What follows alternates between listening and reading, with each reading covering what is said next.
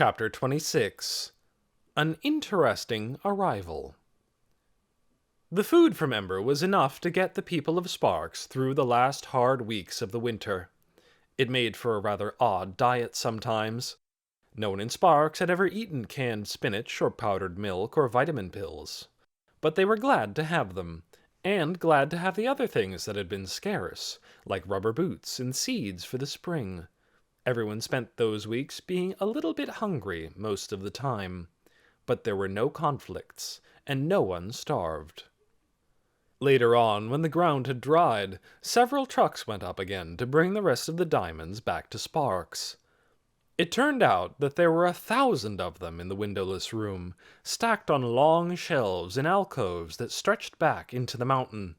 Each household was given 2, and the rest were carefully stored in the Ark, which now had a rebuilt roof.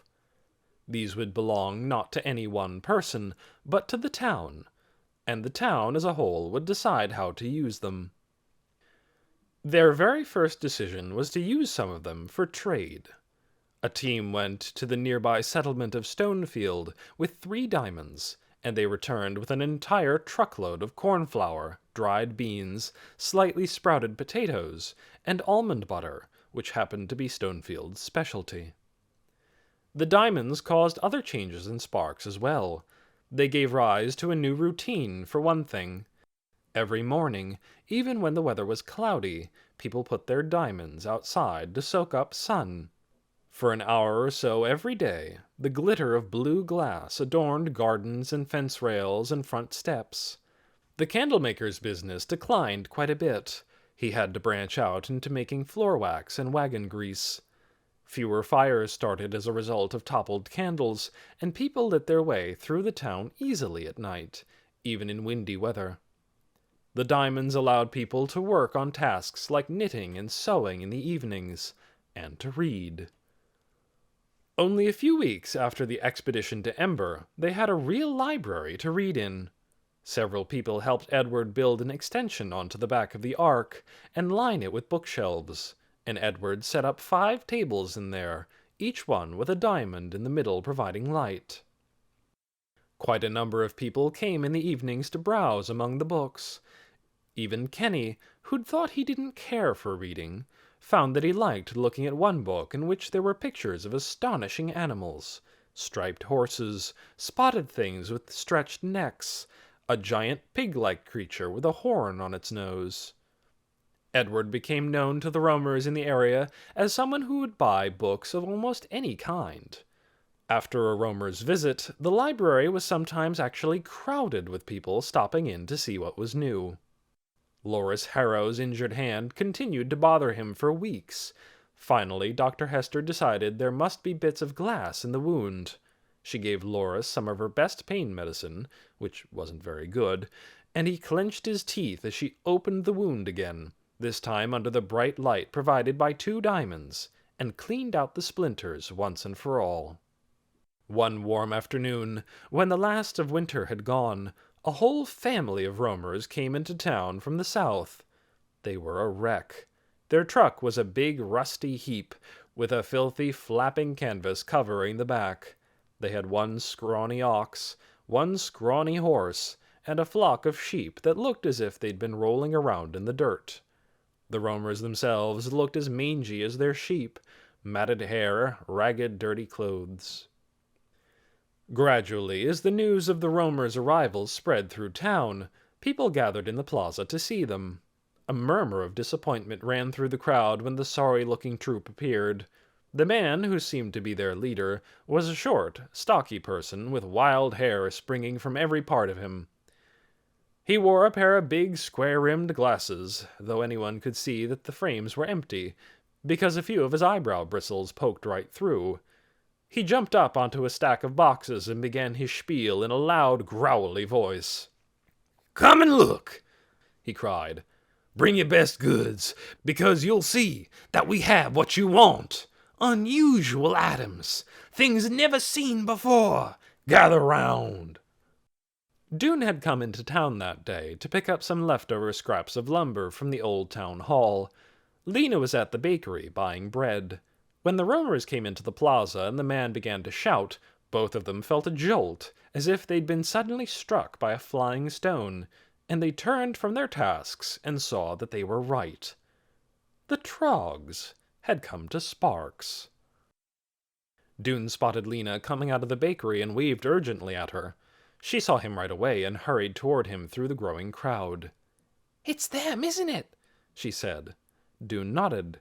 The sight of the Trogs was doing strange things to his stomach and stirring up unpleasant thoughts in his mind. "That woman is the roamer who sold you the book," said Lena. "That's Mags, the shepherd, Trog's sister. She looks even worse than before." "And that thin, sad-looking boy with the twisted leg is Skoggo," said Dune. Seeing Skoggo struck him with a special pain. It was a complicated pain. Sadness that he hadn't been able to rescue Skoggo, as well as gratitude for Skoggo's help. He hoped Skoggo had not had to take the blame for the diamond's disappearance. "Step up!" Trog shouted. "Look, I have canned corn and canned greens. It's from the ancient days, and yet as good as when it was cooked.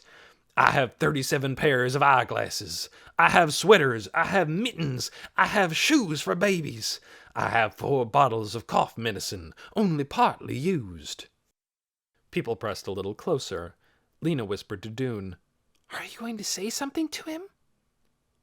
Dune's thoughts felt like moths fluttering in his head. What to do? Speak out against Trog? Dash up and snatch Skoggo away? "I have bags of wool," Trog called. "Good for stuffing pillows. Good for weaving. You'll need it for next winter, when that blasted cold weather comes again." He heaved 3 fat bags from the back of the truck and plunked them down. "Nice fluffy wool," said Mags. "No burrs in it. No dirt." "I don't believe that," Lena whispered. "Also useful rain jackets." Mags held up a garment that looked very much like the covering of her old wagon, patched together from crinkled old pieces of plastic. "I made them myself." "Step right up," called Trog, "and offer me some good trades for these exceptional wares. Especially welcome would be the fire-lighting gadgets I know you have in this town. Matches. Special deals for those with matches." People sighed and shrugged and shook their heads. They wouldn't get those special deals, because the town had no matches. They'd used the last one just a few weeks ago. Dune felt a stab of very unexpected emotion. He felt sorry for Trog, who thought he knew everything. Trog had had the key to light and power in his hands, but it did him no good, because he didn't know what it was. The trading would start soon. Dune still wasn't sure exactly what he was going to do, but he knew he had to make himself known to the Trogs and to Skoggo. He had to speak up. He turned to Lena. I'm going up there."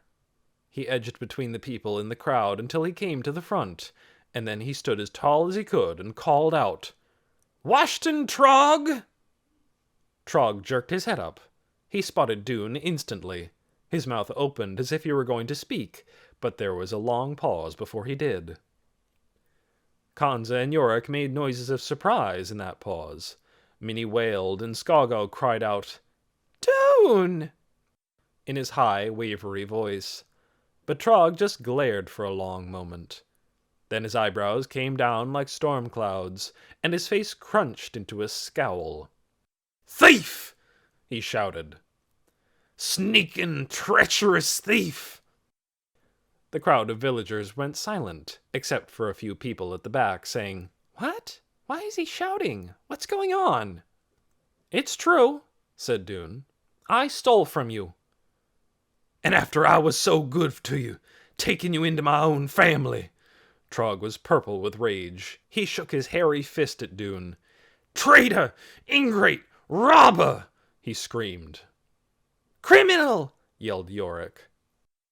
Trog reached sideways and socked him on the shoulder. "Quiet!" He glared at Dune.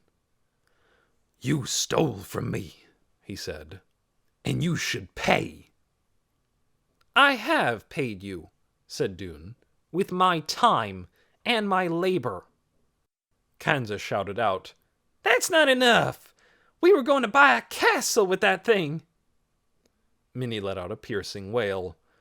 Currents of excited talk ran through the crowd as people realized who these roamers were. The Emberites especially stared in fascination at the strange grubby people who had taken over their city.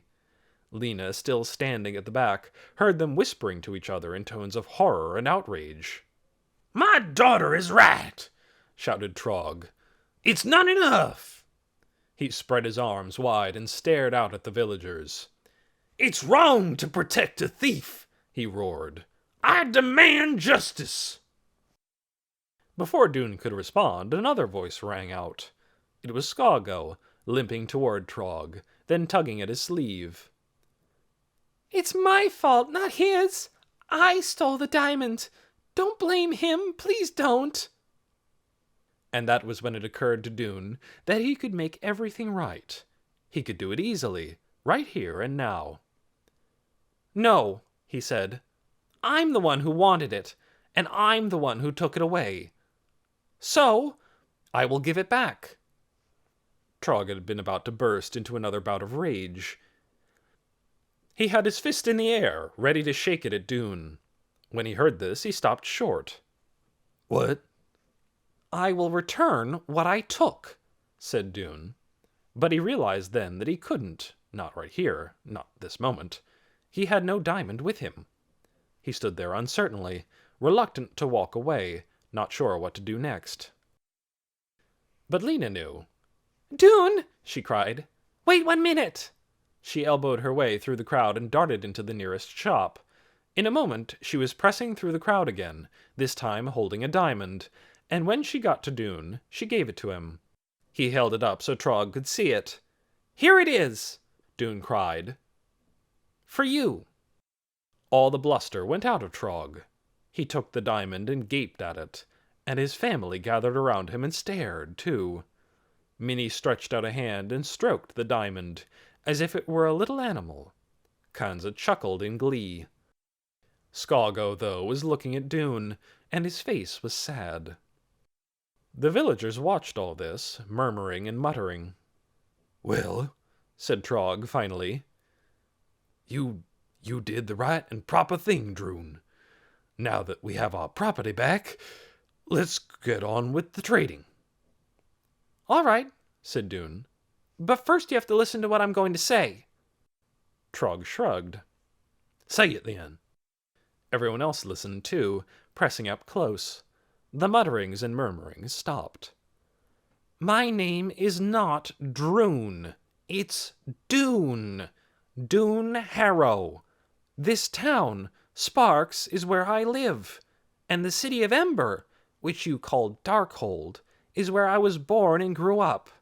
And so did about 400 of the people who now live in this town." "No," said Trog. Kanza giggled nervously, and Yorik's jaw dropped open. "Yes," said Dune, and a chorus of agreement rose from the Emberites in the crowd. Trog scratched his neck, frowning. "Now, hold on a minute here," he said. "No," said Dune. "You hold on." He told him about the people of Ember, and how they'd left the city and come to Sparks. He told them how he and Lena Mayfleet had returned to the city, and how their plan had been so horribly interrupted by Trog and his family. "It's true," he said. "I took your diamond when Skoggo offered it to me. I knew it belonged out in the world, not with you." Trog made a noise of disgust. "How could you possibly know that?" "I knew it because of the book you found with it," Dune said. "The book I bought from your sister. It said, 'For the people from Ember,' on the cover.